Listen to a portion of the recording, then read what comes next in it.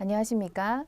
자, 지난 강까지 저희 비서 자격증 대비를 위한 1과목부터 4과목까지를 다 설명을 드리고 문제도 풀고 여러분들 이렇게 두꺼운 책 거의 다 끝났죠? 거의 그쵸? 아주 뒤에 조금만 남겨놓고 다 끝났어요. 참 지금까지 고생하셨는데 뒤에 이제 조금 남은 부분이 있었다라는 거죠. 여러분들 부록이라고 된 페이지 혹시 보셨나요? 네, 뒤에 보시면 제가 그냥 내용 설명만 이전까지는 드렸었는데 내용과 그 문제를 풀었긴 했지만 실제로 내가 한번 시험에 한번 도전해 보겠다 이런 생각을 해가지고 그러니까 뭐라 그럴까 실전 모의고사 한번 진짜 시험 보기 직전에 내가 시간을 딱 정해놓고 문제를 풀어보는 거죠. 그리고 내가 몇 점이나 맞는지 그래서 내가 정말 통과를 할 수 있을까 뭐 이런 개념에서 2013년 2회 그죠? 1급 문제를 한번 실어놔 보았어요. 그래서 혹시나 2급이나 3급을 준비하시는 분들은요, 조금 어렵게 느껴지실 수도 있고요. 그래서 너무 실망하지는 마시는데, 어쨌든 1급 문제는 이 정도 수준으로 나오더라라는 것을 여러분들에게 말씀드리고자 전 한 회분을 다 실어 놓은 거고요. 그래서 오늘 강의는 1과목하고 2과목, 비서실무 과목하고 경영 일반 과목을 풀어보는 시간으로 하겠고요. 다음 시간은 나머지 3, 4과목을 푸는 시간으로 하려고 해요. 자, 그래서 가장 최근의 문제이기 때문에 여러분들이 보시면서 요즘에 문제가 이런 식으로 나오는구나. 물론 제가 이전에 설명드리면서 트렌드를 말씀드리기는 했어요. 자, 그렇지만 실제로 한번 문제를 직접 내가 보고 했으면 좋겠고요. 혹시나 지금 강의를 들으시고 계시는 분 중에 이 문제를 풀어보지 않고 그냥 강의를 틀었다 이렇게 하시는 분들은 잠깐 멈췄다가 그죠?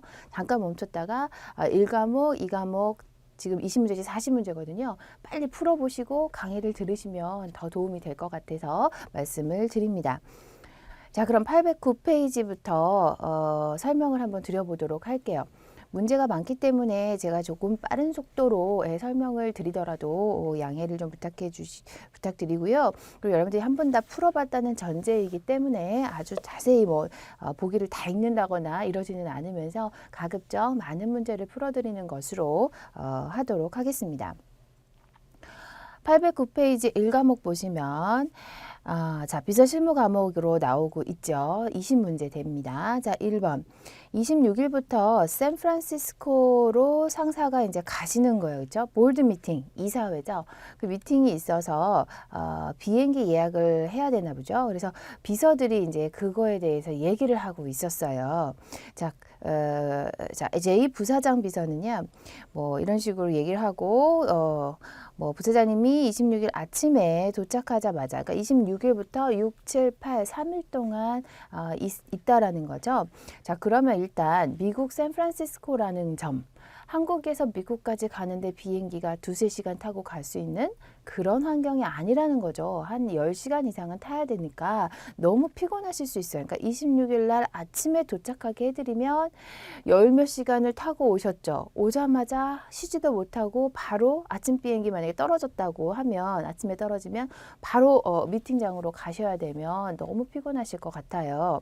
자, 그래서 당일날 떨어지게 만들어 주시는 것보다는 전날 25일 날 도착하게 해주시는 게 좋겠죠. 그래서 제2부사장과 K부사장 비서는 틀렸어요.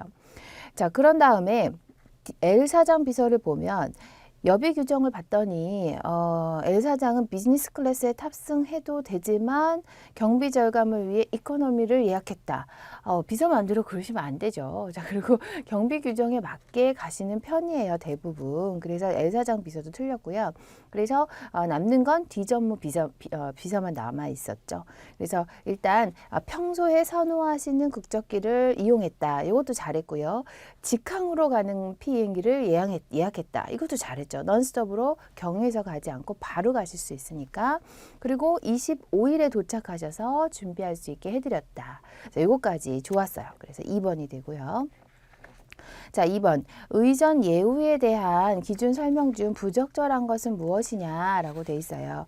자, 의전 예우라는 것은요. 우리가 의전을 갖추기 위해서 높은 지위에 있는 분과 낮은 지위에 있는 분, 그러니까 지위에 따라서 또는 연령에 따라서 누굴 먼저 예우해 줄 것이냐 이런 문제들이었어요.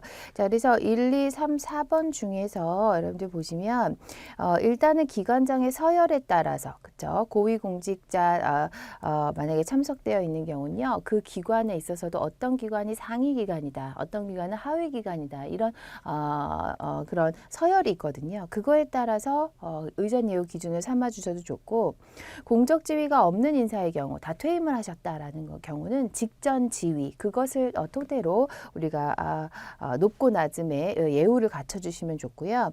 그 다음에 뭐 연령도 또한 의전 예우의 기준이 될 수는 있습니다. 자, 그리고 3번 같은 경우는요. 서로 비슷한 위치의 사람이다. 그러면 당사자들 간 의견 조율을 해라. 이거 자기들끼리 알아서 해서 서로 해라. 뭐 이런 말처럼 들리는데요. 그렇지 않겠죠. 그래서 예를 들어 비슷한 위치의 사람이다 하면은요. 내부의 직원과 외부의 직원으로 이렇게 나누셨을 때 외부 직원에 먼저 예우를 갖춰주시는 것. 그것이 순서인 것 같아요. 자, 그래서 답은 3번이 됩니다. 자, 3번으로 가서 CEO의 이미지 관리자로서 비서가 할 수 있는 업무인데 부적절한 것. 자, 1번부터 볼게요. 유명 홍보 전문 회사의 CEO 블로그 개설 및 운영을 의뢰하여 일임 관리하도록 기획한다. 그러니까 홍보 회사를 통해서 좀 더 전문성을 높이고 블로그나 이런 것들을 개설하도록 하는 것은 좋지만요. 일임한다는 말 자체가 잘못된 것 같아요. 그래서 무조건 외주를 준다 하더라도 우리가 아웃소싱이라고 하는데 외주를 준다 하더라도 무조건 맡기는 것이 아니라 내부에서 그것들을 모니터하고 관리해 줄 수 있는 직원이 있어야 된다고 봅니다. 자, 그래서 CEO의 블로그이기 때문에 비서가 홍보 관리자로서 그러한 역할을 담당해야 되겠죠. 그래서 1번이 틀렸습니다. 자, 4번. 스트레스 관리 태도예요. 적절한 것을 골라라. 자, 김비서 한번 볼까요? 퇴근 시간이 늦어서 고민이네요. 그래서 낮 시간에 잠도 와요. 그래서 커피를 자주 마시면서 피곤을 잊으려고 하고 있다. 자, 이거는 일시적인 방편이겠죠. 저도 졸리면 커피 한 잔 마시면 이 카페인 성분 때문에 잠깐 반짝하는 건 있지만 그것이 계속적으로 반복된다면 오히려 몸을 상하는 거예요. 그래서 신체적인 어떤 문제를 일으키기도 하죠. 자, 정비서.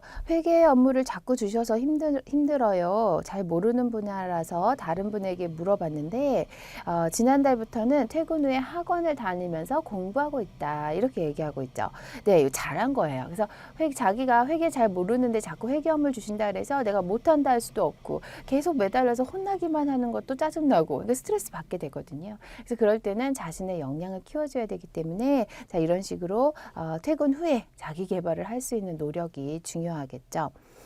3번 황비서. 프로젝트 업무를 하고 있는데 마감일이 다가와야 효율이 올라서 미루었다가 해요. 네, 이건 이제 스트레스를 자기가 직방으로 받고 싶은 그런 분들인 경우예요. 그래서 어려운 일인 경우는 더 시간을 많이 잡고요. 미리미리 해두시는 게 본인의 스트레스 관리에 좋습니다. 박비서. 입사한 지 한 달밖에 안 된 신입비서가 일이 서툴러서 힘들기 때문에 그냥 단순한 업무 위주로 그냥 그 일만 시키고 있다. 자, 그것은 본인이 이제 나중에 점점점 일이 많아지고요. 신입비서를 잘 키워서 일을 분담해서 준다면 나중에 좀 더 지나면 자기가 일이 수월해지면서 스트레스를 덜 받을 수 있어요. 그래서 신입비서인 경우는 처음에 누구나 못하니까 가르쳐 주려고 하는 그러한 노력이 필요하다라는 거죠. 자, 그래서 1급종 문제에 오면 좀 다른 문제 중에 하나가 신입비서나 뭐 일반 비서의 특징보다는 관리비서나 경력비서의 업무 위주로 이런 식으로 신입비서를 교육한다든가 이런 측면에 대한 문제가 나오고 있다라는 사실이에요. 자, 5번 볼게요. 세계전문비서협회에서 공표한 윤리강령의 내용에 포함되지 않는 것은 자, 거기 해설에 1번, 2번, 3번, 4번 해가지고 윤리강령을 영어 전문으로 다 실어 놓았어요. 그래서 여러분 제가 이걸 다 여기서 해석해 드리기는 조금 어렵고요. 자, 답은 4번이에요. 그래서 상사에 대한 충성심과 회사에 대한 애사심을 갖는다. 여기까지는 괜찮은데 상사의 편에서 자신을 앞세우기보다는 상사가 돋보이도록 앞세우는 태도를 가진다. 뭐 겸손에 대한 측면에 있어서 태도적인 측면에서 맞는 것 같기는 하지만 이런 내용이 실제로 여기 윤리강령에 나와 있지는 않습니다. 그래서 여러분들 문화적 차이도 좀 고려를 해주셔야 되고요. 거기 전문의 4번에 보시면요. 거기에 이제 비슷한 얘기가 나와요. Secretary must consider promotion and preservation of safety and welfare of public to be the permanent duty. 그러니까 자신의 그 의무로서 공중에 대한 safety와 안전과 welfare, 복지, 이익 이런 것들을 대변해야 된다 이런 말로 되어 있기 때문에 오히려 뭐 상사만을 위해서 해야 된다라든가 이런 식의 것보다는 윤리강령적인 좀 더 포괄적인 측면에서 봤을 때는 공중의 이익과 안전에 우리가 오히려 공적인 부분에 좀 더 신경을 써야 된다 이런 식으로 나오고 있다라는 거죠. 그래서 4번이 틀렸습니다. 자, 6번 볼게요. 여행사 직원하고 통화를 하고 있어요. 자, 이런 내용들이 나오고 있는데 틀린 거죠? 네, 1번. 유류 할증료. 네, 여러분들 아시죠? 비행기에 넣는 기름이 비싸지면 돈을 더 받겠다. 이런 요금이고요.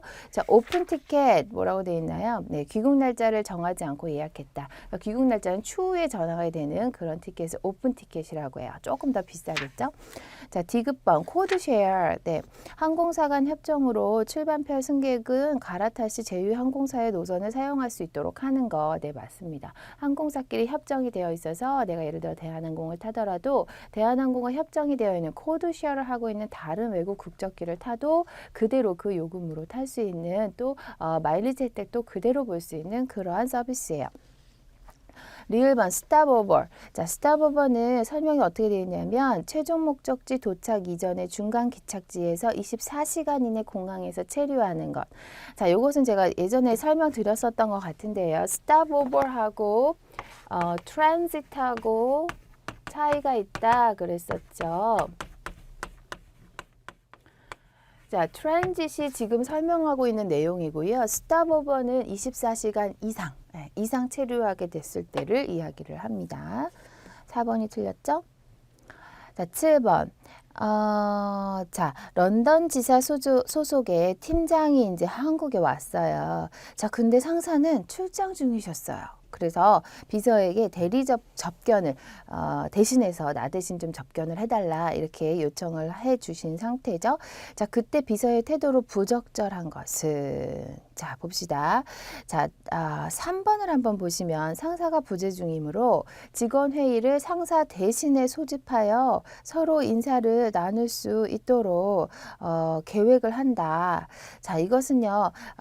상사가 뭐라고 얘기했냐면 비서가 대신 접견해 줄 것을 얘기를 했는데 상사가 시키지도 않은 직원 회의를 막 자기가 소집을 해가지고 인사를 시킨다거나 이런 것까지는 조금 오버했죠. 네. 그래서 3번이 답으로 여러분들 보시면 되고 잘 고르셨을 거라고 생각이 들어요. 자, 8번. 그 아이안 포틀러라는 그 사람이요. 회의실에서 자신의 업무 수행이 잠깐 가능한지 회의실에서 나 좀 일 좀 봐도 돼요? 이렇게 물어본 거겠죠. 그런데 지금은 비어 있어요. 그 회의실이. 근데 1시간 후에 인력관리실의 회의가 재개된다. 자, 그래서 인력관리 회의를 하고 있다가 잠깐 쉬는 중이었었나 봐요. 그래서 그 회의 자료도 책상 위에 있고 화이트보드에는 회의했던 내용들도 써 있고 막 이런 상태였다는 거죠. 자, 그럴 때 어떻게 해야 되느냐? 괜찮습니다. 그냥 들어오세요. 이러면 어떻게 돼요? 우리 회사에서 무슨 일이 있었는지 뭐 이런 거 다 보게 되겠죠. 자료가 유출될 수도 있겠죠. 자, 그래서 그러면 안 되고요. 또 내 맘대로 회의 자료를 막 내가 모아가지고 한 곳에 정리를 막 해둔다거나 왜냐면 회의 그 자료마다 각각 자기 게 있는데 이름을 써놓지 않는 게 대부분이기 때문에 자기 거 나중에 또 찾으려면 힘드시겠지. 그 회의 하셨던 분들이. 자, 그래서 또 뭐 4번도 웃겨요. 이걸 다 지워놓으래. 자, 그러면 안 되죠. 그 다음 사람도 와서 이어서 이전에 했던 내용 가지고 다시 얘기해야 되는데 자, 그렇다면 가장 적절한 것은 1번이 되겠어요. 그러니까 인력관리실에서 회의했던 그 사람들에게 일정 이후를 재확인 좀 해주고 다른 사람이 와서 잠시 해도 되는지를 일단 여쭤보는 것이 순서인 것 같아요. 그래서 안 됩니다. 저희 중요한 내용이어서 그럴 수도 있고 괜찮아요. 별 얘기 아닌데 뭐 이렇게 얘기하실 수도 있겠죠. 그래서 일단 사전 대응으로서는 1번이 가장 적절한 것 같아요. 9번 직장 내 대인관계 관리를 위한 비서의 자세에 적당한 것은 무엇이냐. 자, 1번에 노조 가입한다. 자, 비서는요. 상사, 경영자 대부분의 최고 경영자를 포함한 관리자를 모시는 사람이기 때문에 노조에 가입하는 것은 그렇게 바람직하지 않고요. 실제로 노동조합법에 사용자의 이익을 대표하여 행동하는 자는 제외시키도록 하고 있는 그런 규정도 있다고 하니까 1번은 틀렸어요. 자, 2번. 상사의 신상에 대해서 누가 물으면 다 답변을 해준다. 자, 이거 좋지 않겠죠. 네. 항상 우리가 기밀 유지가 비서의 첫 번째 자세라고 배웠기 때문에 그래요. 자, 3번. 비서 영락망은 항상 지침하면서 긴급한 정보 수집에 관심을 기울인다. 맞습니다. 그래서 비상 연락망 같은 경우는 항상 소지하고 다니시는 게 좋습니다. 4번. 스트레스 해소를 위해 사내 고민을 들을 수 있는 다수의 멘토를 선택해 준다. 멘토를 두는 건 좋은데요. 다수의 멘토라는 것이 조금 그렇습니다. 그래서 왜냐하면 사내의 고민을 얘기해야 되는데 여러 사람에게 그 얘기를 다 하고 다닌다. 그러면 사내에 일어나는 모든 일을 내가 얘기하는 빅마우스가 됩니다. 자, 3번이죠. 자, 10번에 출장증이 지금 출장 이게 뭔가요? 일정표죠. 네. 다국적 기업 JS 컴퍼니의 김 사장이 지사 사장들과 아태 지역 마케팅 회의에 참석을 하기 위해서 항공편, 위에 항공편, 밑에 숙소를 예약했네요. 자, 그러면 출장 중인 상사와 이 비서가 전화 통화를 하고 싶다라는 거예요. 자, 유의할 점은 자, 여러분들이 다 읽어봤다는 전제하에 자, 2번 보시면요. 자, 호주 시간대의 시차를 고려하여 한국 시간으로 정오 이전에만 전화해야 된다. 자, 호주가 여러분 얼마 차이 나는지 아세요? 시차가? 네, 2시간 차이밖에 안 나요. 자, 그런데 오전에만 전화할 일은 아니겠죠. 그래서 만약에 미주 지역이나 유럽 지역이라 한다면 밤낮이 바뀌어버리기 때문에 그래야 되지만 여기는 호주기 때문에 2번이 거리가 가장 멀어요. 자, 11번 보시면 그 사람이 사장님이 프레젠테이션을 할 거라는 거예요. 자, 그래서 준비를 해드렸는데 적절하지 않은 게 무엇이냐. 자, 여러분들 쭉 읽어보셨으면요. 자, 3번 보세요. 비상시를 대비해서 호텔 예약 담당자에게 프레젠테이션 파일을 줬다. 그건 아니죠, 여러분. 마케팅 전략에 관련된 새로운 그 아이디어가 들어있는 아주 귀중한, 그렇죠? 보안이 필요한 자료를 호텔 예약 담당자에게 막 뿌려서 전해달라 이런 것은 좋지 않습니다. 자, 12번 볼까요? 자, 신입비서 정서연 비서가 있고 그 사람을 빨리 적응시키고 싶은 거죠. 그래서 정 비서가 직무를 통해 자기 개발을 하는 방법을 설명하고 있어요. 자, 뭐가 있는지 한번 볼까요? 자, 신입비서라는 걸 여러분들이 염두에 두시고 풀어보셨다면 쉽게 2번을 고르실 수 있을 거예요. 왜냐하면 상사에게 오는 모든 우편물을 개봉하라고 했나요? 아니죠. 네, 상사로부터 우편물 처리, 우편물 관리 또는 개봉의 권한을 위임을 받았을 때 해라 이런 말 했었죠. 그래서 2번이 틀리고 만약에 관리비서나 경력비서였다고 한다면 대부분 우편물 관리 정도는 하게 되지만 그렇습니다. 자, 13번 보시면 초청장을 받았네요. 어떤 파티에 지금 초청을 받은 것 같아요. 리셉션인 것 같고요. 보시면 틀린 내용. 여러분들 예전 문제 한번 풀어서 봤던 내용과 조금 비슷해요. 자, 2번에 보시면 receiving line이 뭐라 그랬죠? 네, 손님들을 맞을 때 주빈이 이렇게 서 있는, 호스트가 서 있는 곳이라 그랬죠. 자, 거기서 볼 때 리시빙 라인의 위치는 문 밖에서 보아 왼쪽이며, 네, 여기까지 맞았어요. 자, 순서를 보시면 호스트, 호스티스, 주빈의 부인 이렇게 되어 있는데요. 이게 중간에 섞여 들어가야 돼요. 호스트 다음에 주빈이 들어오고요. 그 다음에 호스티스, 주빈의 부인 이런 식으로 해가지고 남, 여 이렇게 서게 돼 있어요. 자, 그래서 2번이 틀렸고요. 자, 14번 보시면 회의 관련 업무 처리를 했다. 적절하지 못한 것. 자, 이것도 제가 설명할 때 회의 얘기할 때 했던 것 같은데 2번. 자, 회의장 구석에 전화를 설치하여 회의 참석자가 회의 중 전화를 받을 수 있도록 한다. 자, 그렇지 않아요. 회의하고 있는데 막 전화를 구석에서 받고 있으면 안 되겠죠. 그런 경우 나오셔서 받을 수 있도록 조치를 해드려야 되겠죠. 자, 15, 16번 문제 보시면 15번은 이제 해외 출장과 관련한 거죠. 지금 지문은 여러분들 보셨을 거라고 보는데 싱가포르에서 지금 그죠? 전략회의 이런 걸 할 거고, 그런데 15번 보시면 해외 출장 중 비서가 업무 처리를 했다. 그러니까 회사에 남아서 업무 처리를 했을 때 적절하지 않은 것을 골라라 라고 돼 있죠. 자, 1번 보시면 거래처의 면담 요청을 받아서 상사의 귀국 당일 면담 일정을 정하였다. 자, 귀국 오시자마자는 면담을 그 약속을 잡지 말라 그랬어요. 그렇죠? 기억나세요? 약속을 피해야 할 시간들. 자, 그래서 1번이 일단 바로 틀렸습니다. 16번도요. 출장 준비를 위해서 틀린 거. 1번 여권 만료일을 확인하고 여기까지는 좋았는데 비자를 신청하였다. 자, 비자는 일단 무조건 신청하는 게 아니라요. 그 회사가 비자 면제 협정이 회사가 아니라 그 나라와 면제 협정이 되어 있는지를 먼저 확인하셔야 돼요. 면제 협정이 되어 있으면 굳이 할 필요가 없겠죠. 그리고 비자 같은 경우는 비서가 대리로 하기는 조금 어려운 절차가 있다는 것도 알아두시고요. 자, 그 다음에 17번 보면 선배 비서로서 후배 비서를 조직에 적응시키고 싶다. 적절하지 않은 것. 자, 나머지는 다 맞는 것 같은데 3번 보시면 서툰 일에 대해 업무를 맡기보다는 그냥 일상적인 업무만 주로 하게 하였다. 자, 여기서 이제 발전이 없다라는 거죠. 서툴어도 믿고 한번 맡겨보고 지도해주고 이것은 이제 OJT라고 해요. 직무상에서 트레이닝을 시킨다. 자, 그런 것들이 들어가는 게 맞습니다. 자, 18번. 여러분들 이제 한자 나오니까 뜨아 혹시 하셨는지 모르겠는데.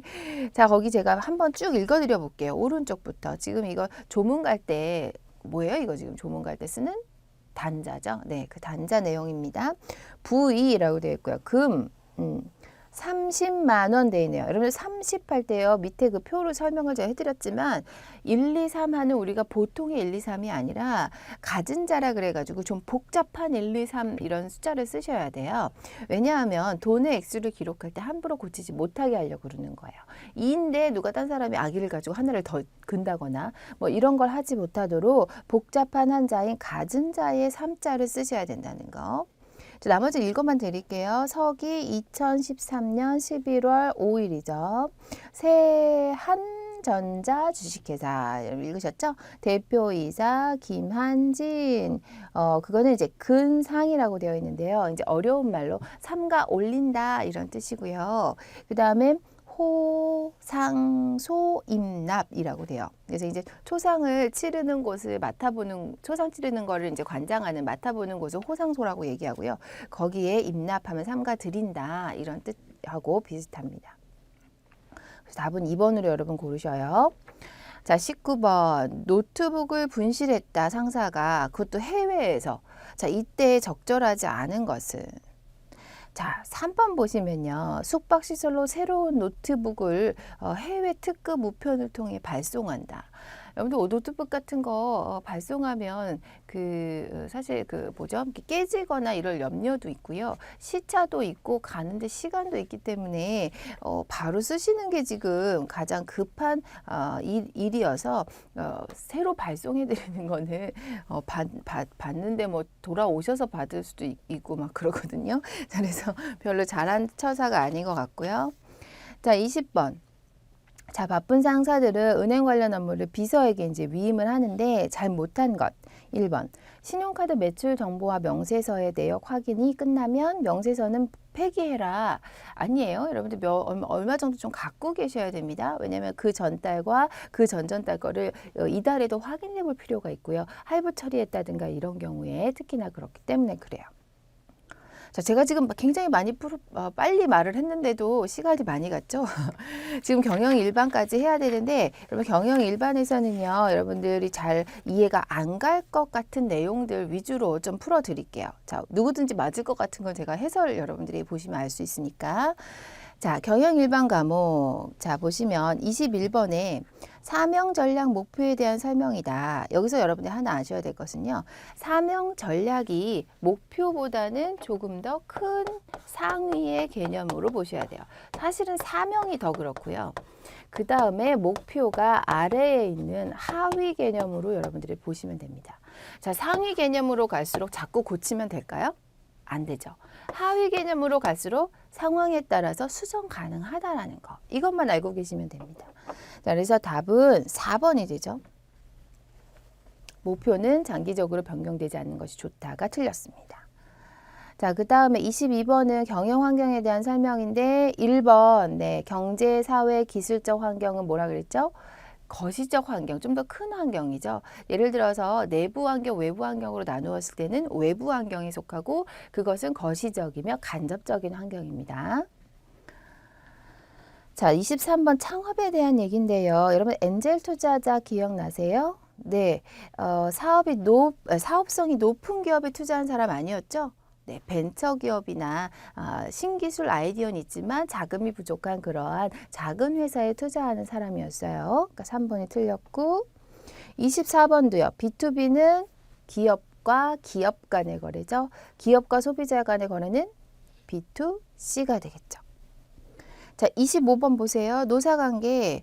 일반 노동조합이란 직종이나 같은 직업에 종사하는 노동자가 결성하는 노동조합을 말한다.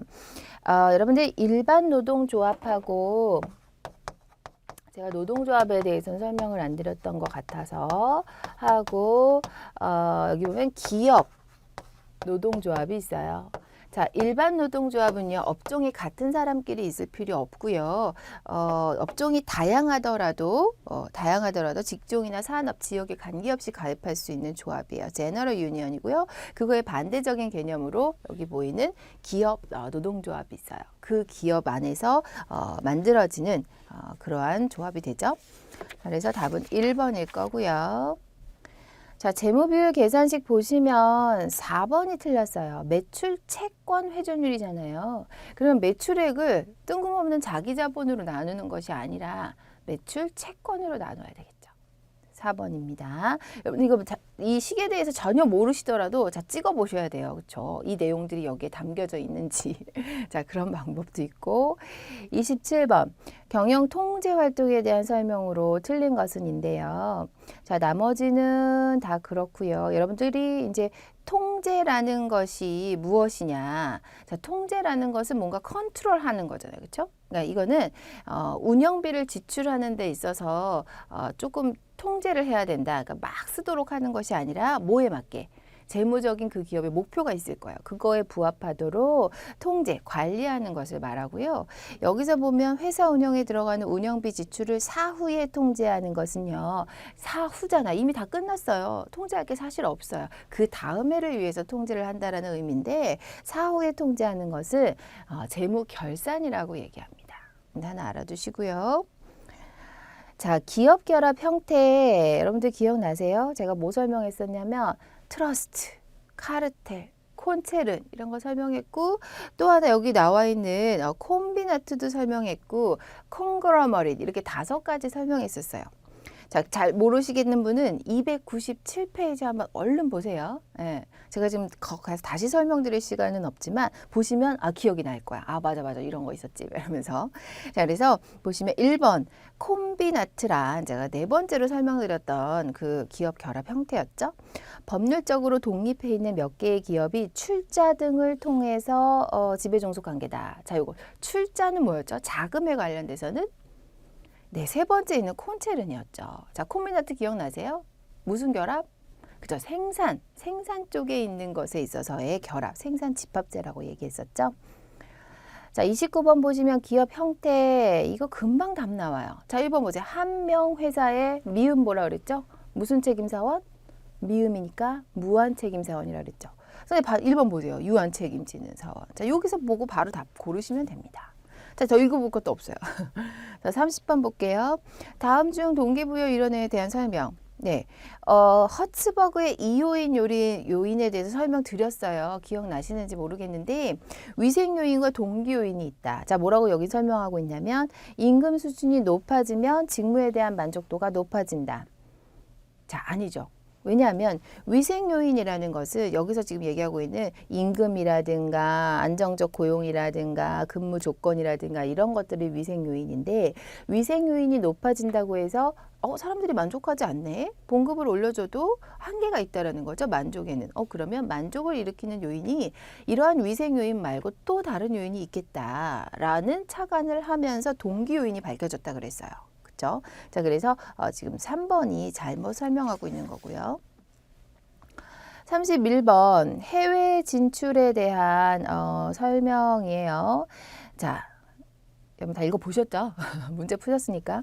4번 해외 아웃소싱은 제품 서비스 판매 권리를 해외 파트너에게 위양해주고 일정한 사용료를 받는다. 이거 라이센싱이죠. 네. 아웃소싱은 우리가 뭐라 했어요? 핵심 기능이 아닌 업무를 외부에 외주 준다 이런 말 할 때 아웃소싱이고요. 자, 32번 채권과 채무를 대등액으로 소멸시키는 것을 상계라고 하는데 내가 채권 있고 채무액이 있어요. 근데 그거를 내가 주면서 내가 채권을 줄게. 나의 채무를 상계시켜줘. 없애줘. 그런 말이거든요. 자, 그랬을 때 상계권을 행사하는 자가 가지고 있는 채권은요. 자동채권이라고 하고요. 상계권을 내가 행사가 아니라 당하는 자죠. 상계당한 자. 내가 구워준 돈이 있는데 이제 없어지는 거죠. 그것은 수동채권이라고 얘기해요. 그래서 여기서는 1번 자동채권을 얘기하고 있고요. 자, 그 다음에 33번 사업부재 조직 설명 기억나십니까? 자, 4번 보시면 여기서 설명하고 있는 내용은요. 다 모르더라도 과제가 달성되면 해산한다. 자, 이 특징을 가진 조직이 뭐였죠? 제가 TFT 뭐 이런 거 설명드리면서 그죠? 프로젝트 조직이었죠. 그래서 사업부재 조직의 설명이 아니었습니다.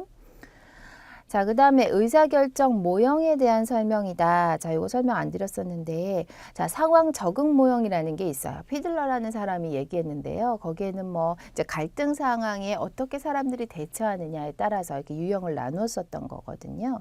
자, 그런데 어쨌든 간에, 여러분들이 지금 여기 카네기 모형하고 쓰레기통 모형이 나오고 있어요. 자, 쓰레기통 모형부터 설명을 드리면, 그것은 이제 구성원들이, 응집성이 낮고 잘 뭉쳐지지가 않고 이견이 높아요. 자, 이럴 때 불합리한 결정이 일어날 수밖에 없다라는 이론이에요. 여러분 쓰레기통에 휴지 같은 거 막 집어넣으면 여러 가지 지저분한 것들이 서로 엉켜가지고 이상한 모양으로 만들어져서 쓰레기통 치우게 되죠. 자, 그러한 얘기고요. 카네기 모형은 뭐냐면 크게 연합과 협상을 생각하시면 돼요. 자, 그래서 여러 가지 불확실한 문제를 처리를 할 때 구성원들 간에 연합이 된 상태에서 합의에 의한 협상에 의한 토론을 했을 때 좋은 표준적인 모델로서 좋은 의사결정을 바람직한 의사결정이 가능하다 이런 이야기예요. 자, 그래서 이 설명을 들으시고 여러분들 문제를 보셨을 때는요. 4번 보시면 문제가 정형화됐다라는 경우가 틀렸어요. 그러니까 토의 과정에서 문제를 해결해 가는 것이 효율적이다라는 말은 맞지만 협상과 합의가 필요하기 때문에 문제가 정형화됐으면 굳이 토의를 막 할 필요가 있을까요? 정해진 그 룰에 따라서 우리가 솔루션을 그냥 도출해내면 되는 거겠죠. 자, 그래서 이런 식으로 경영에 관련된 문제에서는요. 단어 하나 바꿔놓고 이렇게 아주 함정에 빠뜨리는 이런 문제들이 있으니까 여러분들이 좀 유의하시고요.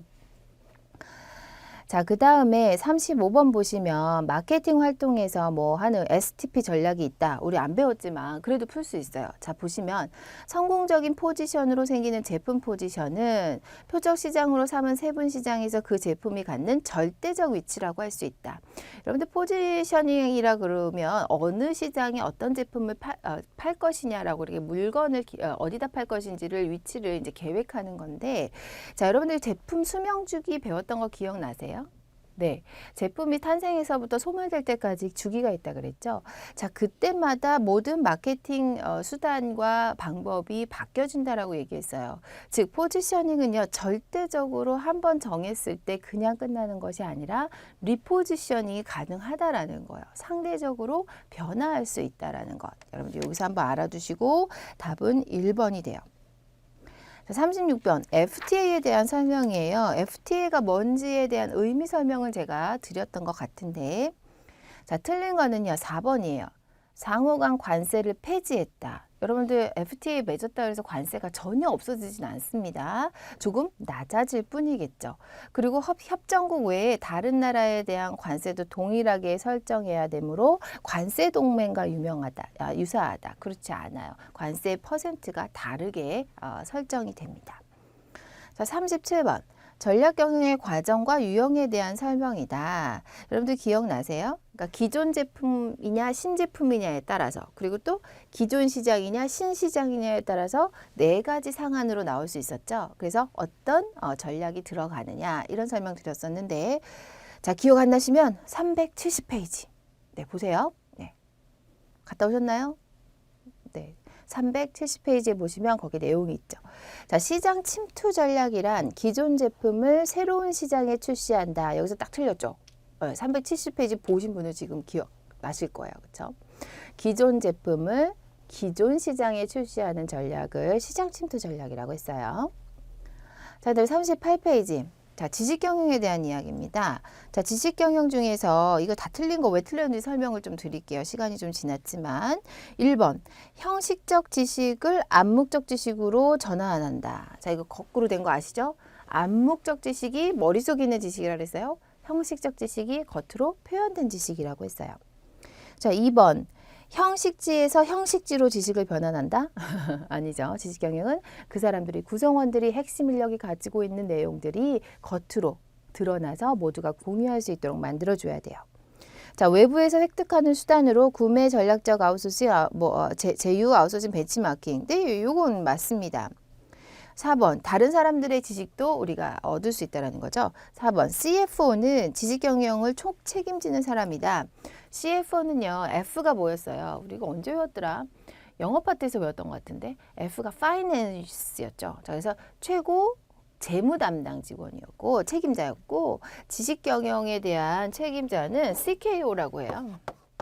네, 이게 난리지죠. Chief Knowledge Officer 해가지고 지식경영에 대한 책임자는 CKO입니다. 자, 전자결제의 유형별 장단점으로 옳지 않은 것. 자, 뭐 온라인 자금이체, 신용카드 뭐 이런 거 많이 쓰시지만 전자화폐, 전자수표 많이 안 들어보셨죠? 네, 이거 있긴 한데 사람들 많이 안 써요. 왠지 위험할 것 같은 생각에. 자, 그런데 어쨌든 3번 보시면 전자수표는 정부 측면에서 무자료 거래 탈루 소득을 방지한다는 장점이 있다. 글쎄요. 정부 측면이라기보다는 금융기관에서 관리를 하는 것이기 때문에 3번의 설명이 약간 이렇게 초점을 흐린 것 같아요. 그래서 정부 측면에서 그렇다기보다는 금융기관에서 어느 정도를 거래했는지 확인 가능하지 정부에서 그것을 트레이스업할 그럴 것까지는 안 되는 것 같아요. 자, 4번 보시면 30일 내에 자금을 초단기로 빌려주고 받는다. 자, 요거 여러분들 아셔야 됩니다. 콜금리라고 하죠. 네, 그래서 뭐 콜금리는 뭐 얼마큼 뭐 상향됐다 뭐 이런 식으로 우리 뉴스 끝에 보면 나오죠. 그래서 CD 금리는 양도성 예금 증서이고요.